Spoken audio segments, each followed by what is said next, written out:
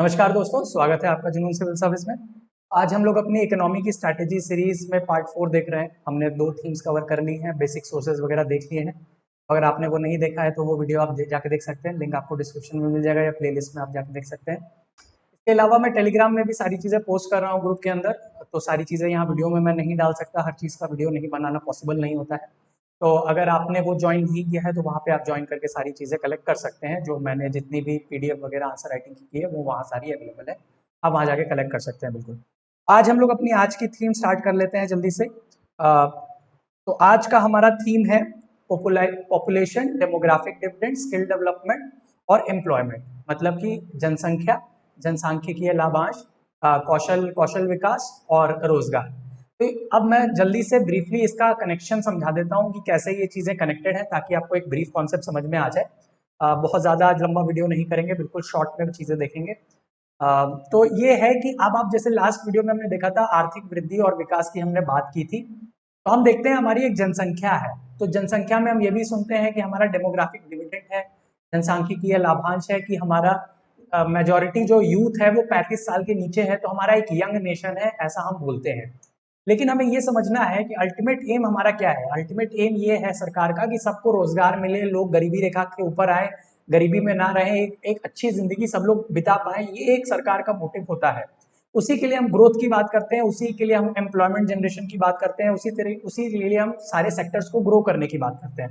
क्योंकि ये जनसंख्या जो होगी इसके अंदर है, अगर इसके अंदर हमारा स्किल नहीं होगा, कौशल नहीं होगा, तो उसको रोजगार नहीं मिलेगा, रोजगार नहीं मिलेगा तो पैसे नहीं आएंगे, पैसे नहीं आएंगे तो गरीबी की रेखा के आप नीचे चले जाएंगे या गरीबी स्तर में रहेंगे। तो ये एक पूरा कनेक्शन होता है कि आपको ये सारे जो कॉन्सेप्ट्स हैं वो लिंक्ड हैं। जो जनसंख्या का है, एम्प्लॉयबिलिटी का है, स्किल डेवलपमेंट का है यानी कौशल विकास का है, रोजगार का है, रोजगार के साथ बेरोजगारी भी आ जाएगी, अनएम्प्लॉयमेंट जिसको बोलते हैं, तो वही फिर गरीबी आ जाएगी उसके बाद। तो ये सारे कॉन्सेप्ट्स लिंक्ड हैं। अब ये जो जनसंख्या है ये कहीं सेक्टर में काम करेगी, जो हमने एग्रीकल्चर सेक्टर देखा उसी तरीके से ये भी देखते हैं, इंडस्ट्रीज का सेक्टर है, सर्विसेज का सेक्टर है, तो ये इन सेक्टर्स की बात करते हैं हम। और ये सेक्टर मिला के फिर हमारा जो है जीडीपी बनता है, जिसको हम ग्रो करने की बात करते हैं, ताकि हमारा, जैसे हमने लास्ट वीडियो में भी देखा था कि केक जब बड़ा होगा, धीरे धीरे सेक्टर ग्रो करेगा, हमारे प्रोडक्शन बढ़ेगा, ग्रोथ बढ़ेगा, तो उतनी ज्यादा चांसेस होते हैं कि आपको रोजगार मिले उन सेक्टर्स के अंदर और आप एक अच्छी जिंदगी जी पाए। तो इसीलिए ये पूरा एक लिंकेज होता है। अगर आपको ये चीज समझ में नहीं आएगी, कॉन्सेप्ट बेसिक, ये मैंने बहुत शॉर्ट में बताया है कि बहुत डेप्थ में तो अभी नहीं समझा सकते हैं क्योंकि वीडियो बहुत शॉर्ट रखना है। तो ये चीजें आपको लेकिन बेसिक मोटा मोटा आपको समझ में आना चाहिए, नहीं तो आप इन चीजों को, अगेन थीम तो है लेकिन आपको इसको रटना नहीं है, एक समझ में आनी चाहिए आपको सारे लिंकेज की population, demographic dividend, employment, skill development, poverty, जो ये चीजें हैं ये सारी लिंक्ड कॉन्सेप्ट है। तो आपको ये चीज समझनी चाहिए। तो जल्दी से आप ट्रेंड देख लेते हैं। तो 7 क्वेश्चन पूछे गए हैं पिछले 16 सालों में, पिछले 8 सालों में 3 क्वेश्चन पूछे गए हैं और उसके पिछले 8 सालों में 4 क्वेश्चन पूछे गए हैं। तो ये बहुत ही इंपॉर्टेंट टॉपिक है हमारे इंडिया के लिए भी और हमारे बिहार के लिए भी, बहुत ही रिलेवेंट टॉपिक है। इसको आप प्लीज प्रिपेयर कीजिए। आपको relevant sections again economic survey, budget में दोनों मिल जाएंगे, इंडिया के और बिहार के। पूरा फोकस सरकार का इसी पे रहता है, तो इसको आप जरूर देखिए, आपको इससे फायदा होगा। ये प्रिपेयर करके रखिए। जल्दी से अब हम लोग क्वेश्चन भी देख लेते हैं, बहुत डेप्थ में नहीं जाएंगे, सारी क्वेश्चन देखेंगे ताकि आपको एक हिंट मिल जाए कि क्वेश्चन किस एरियाज पे आ रहे हैं। तो ये चीज आपका है कि इसका आप क्वेश्चन खुद से पढ़ लीजिएगा। मैं आपको इसका क्रक्स बता दे रहा हूँ कि सिर्फ एम्प्लॉयमेंट बढ़ाना नहीं है, एम्प्लॉयबिलिटी बढ़ाना है स्किल डेवलपमेंट के थ्रू, क्वालिटी एजुकेशन और ट्रेनिंग के थ्रू। मतलब वही जो मैंने बोला था कि एम्प्लॉयमेंट अगर बढ़ानी है तो आपको एम्प्लॉयबिलिटी भी बढ़ानी पड़ेगी। मतलब कि आपको एम्प्लॉयमेंट देने के लिए अगर आपके अंदर कोई स्किल नहीं होगा, कोई कौशल नहीं होगा, तो वो नहीं हो पाएगा। और वो कैसे होगा? जब तक आपको क्वालिटी एजुकेशन और ट्रेनिंग नहीं दी जाएगी, जब तक ये चीजें नहीं हो पाएंगी। तो इसी के बारे में आपको डिस्कस करना था। तो यही मैंने जो चीज बोली कि लॉन्ग टर्म के लिए आपको एम्प्लॉयबिलिटी पे फोकस करना पड़ेगा through skill education and training. तो यही चीजें आपको डिस्कस करनी थी कि इसका इंपॉर्टेंस बताना है, और दूसरा है कि ट्रेंड बताना है सेक्टर वाइज एम्प्लॉयमेंट जनरेशन का कंट्री के अंदर 2000 के बाद। मतलब किस सेक्टर में कितनी एम्प्लॉयमेंट हमारी रही है, एग्रीकल्चर में, इंडस्ट्री में, सर्विसेज में, एक क्या ट्रेंड रहा है वो आपको पता होना चाहिए। अगेन ये सारी चीजें आपको इकोनॉमिक सर्वे से सारी चीजें, ये सारी चीजें कितने एम्प्लॉयमेंट के सेक्टर में रही है ये आपको मिल जाएगी। ये आपको प्रीवियस ईयर का भी जितने भी सर्वेज हैं, आप सर्च करेंगे आपको मिल जाएंगे, वहां से आप डेटा उठा सकते हैं। तो अगेन इन चीजों पे स्किल डेवलपमेंट पे सरकार का बहुत ज्यादा फोकस है, क्योंकि सरकार ये जानती है कि इतना बड़ा जो हमारा पॉपुलेशन का बेस है, अगर उसको स्किल्ड नहीं होगा तो वो चीज काम नहीं करेगी। इसी के लिए स्किल डेवलपमेंट मिशन पूरा फ्लैगशिप स्कीम में आई थी, और पूरी स्कीम्स चल रही हैं, बहुत इंपॉर्टेंट है, ये आ सकते हैं एग्जाम्स के अंदर क्योंकि ये फ्लैगशिप स्कीम है स्किल डेवलपमेंट के ऊपर, तो इनको आप जरूर प्रिपेयर करके रखिए, ये आपके लिए एग्जाम के लिए बहुत इंपॉर्टेंट है। इसी तरह दूसरे क्वेश्चन पे आ जाते हैं, व्हाट इज डेमोग्राफिक डिविडेंड, जनसांख्यिकीय लाभांश क्या है, आर्थिक विकास पर इसका क्या है, इसकी व्याख्या करें।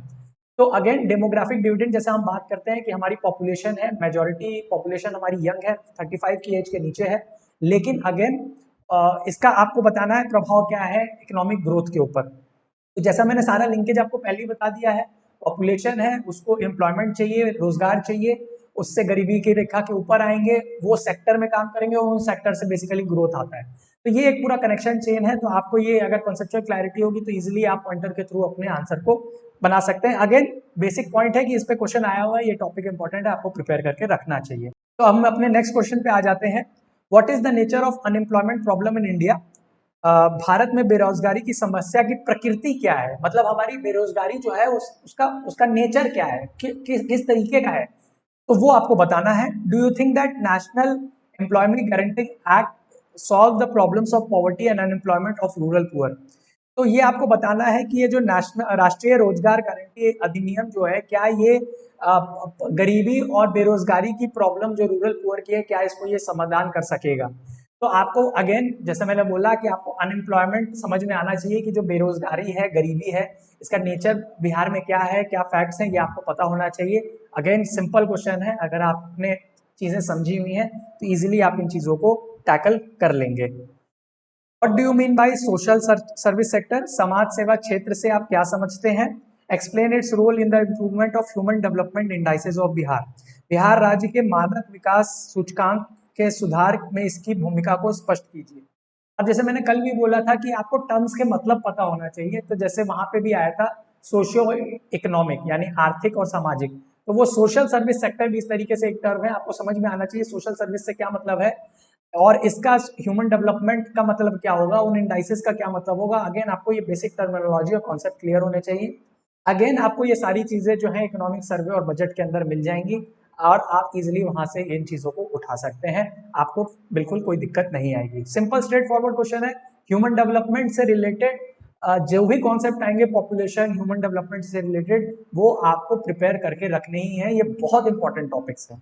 हेल्थ से रिलेटेड, एजुकेशन से रिलेटेड, स्किल डेवलपमेंट से रिलेटेड जितने भी कॉन्सेप्ट्स हैं वो आपको बिल्कुल क्लियर होने चाहिए। डेमोग्राफिक डेवलपमेंट से रिलेटेड, एम्प्लॉयमेंट से रिलेटेड, रोजगार जिसको बोलते हैं। Rising population is a great hindrance to development, discuss, बढ़ती जनसंख्या विकास में एक बड़ी बाधा है, चर्चा करें। ये हमने कल भी देखा था कि पॉपुलेशन जो बढ़ती है तो क्या क्या प्रॉब्लम आती है, क्यों आती है, ये लास्ट वीडियो में हमने डिस्कस किया था। अगेन सारे कॉन्सेप्ट लिंक्ड हैं, इसको आप जरूर प्रिपेयर कीजिए। सिंपल है, एक लाइन का क्वेश्चन है, लेकिन जब तक आपके पैरामीटर क्लियर नहीं होंगे कि आप किन किन पैरामीटर पे बताएंगे कि हिंड्रेंस है, तो जब तक आपको वो क्लैरिटी ही नहीं होगी आप आंसर में क्या लिखेंगे, नहीं लिख सकते। तो आपको वो पैरामीटर बहुत क्लियर होने चाहिए कि किस पैरामीटर पे आप बताएंगे कि हिंड्रेंस है, पहले तो आप ये बताएंगे फैक्ट्स फिगर्स, ये सारी चीजें आप कोट करेंगे। तो अगेन सिंपल क्वेश्चन है, कुछ भी नहीं है इसके अंदर। Do you agree with the view that mechanisation leads to unemployment, क्या आप इस विचार से सहमत है कि मशीनीकरण से बेरोजगारी बढ़ती है। अगेन स्ट्रेट फॉरवर्ड अनएम्प्लॉयमेंट का क्वेश्चन है, अगर आपको अनएम्प्लॉयमेंट, एम्प्लॉयमेंट, रोजगार, बेरोजगारी, गरीबी क्या नेचर है, क्या फैक्ट है, क्या ट्रेंड है, डेटा, ये सारी चीजें अगर क्लियर है तो इजिली आप इसको कर सकते हैं, कोई बड़ी चीज नहीं है।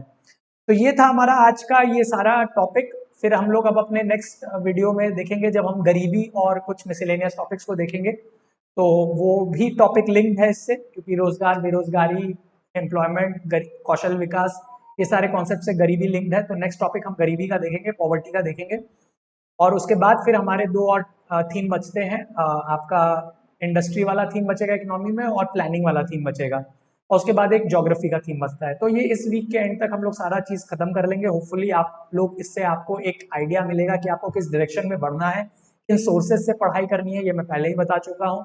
तो ये बिल्कुल इसमें, लेकिन इकोनॉमी में अगेन मैं ये फिर से बोलूंगा, मैं पहले भी कह चुका हूँ, कॉन्सेप्चुअल क्लैरिटी को अपनी क्लियर रखिए, क्योंकि सारी चीजें लिंक्ड हैं, कोई भी चीजें ऐसे अलग से नहीं चल रही हैं।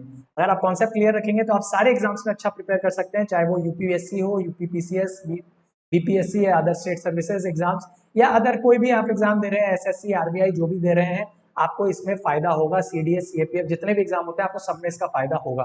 तो आप बिल्कुल अपनी कॉन्सेप्चुअल क्लैरिटी रखिए एंड आई होप कि आपको इसमें कोई दिक्कत नहीं आएगी। इसके अलावा अगर आपको कोई डाउट है या कोई चीज है, अगेन कमेंट सेक्शन में मुझे जरूर बताइए, मैं पूरी कोशिश करूंगा कि उसको मैं सॉल्व कर सकूं। और आप इन चीज अगर आपको पसंद आए तो इन वीडियोस को शेयर भी कीजिए अपने फ्रेंड्स के साथ, तो ज्यादा लोगों तक पहुंच सके, क्योंकि बहुत ज्यादा लोग अभी शायद नहीं जानते हैं। मैं चाहता हूं ज्यादा से ज्यादा लोगों तक ये चीजें पहुंचे, तो आप जरूर अगर आप हो सके तो अपने फ्रेंड्स के साथ इसको शेयर कीजिए। आप टेलीग्राम ग्रुप तो मैंने बता ही दिया, आप ज्वाइन कर सकते हैं। तो जल्दी ही हम लोग नेक्स्ट वीडियो में कल मिलते हैं अपने। Thank you.